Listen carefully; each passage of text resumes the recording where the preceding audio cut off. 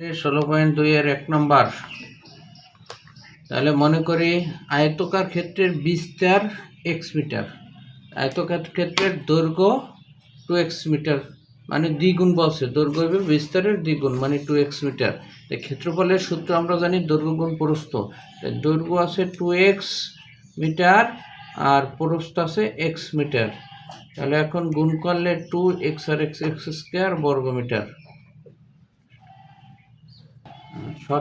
শর্ত মতে এখানে ক্ষেত্রফল প্রশ্নে দেওয়া আছে 2x স্কয়ার সমান 512 দেওয়া আছে, প্রশ্নে দেওয়া আছে ক্ষেত্রফল 512।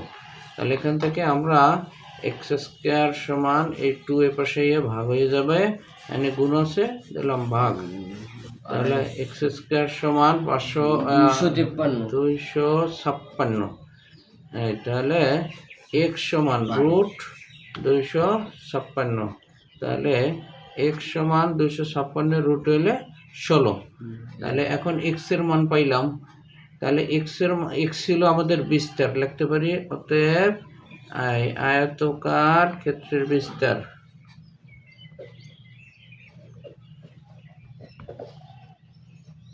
আয়তকার ক্ষেত্রের বিস্তার হলো এই x সমান পাইলাম 16 মিটার। অতএব আয়তকার ক্ষেত্রের দৈর্ঘ্য যেহেতু বিস্তারের 2 গুণ, তাহলে 2 গুণ 16, তাহলে সমান 16 দুগুণে 32 মিটার।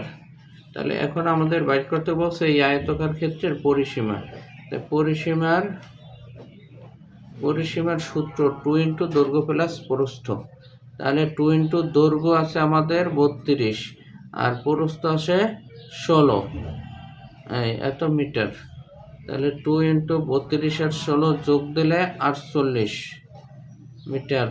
48 দুগুণে 96 মিটার হলে আমাদের এই পরিসীমা, এটাই অ্যান্সার।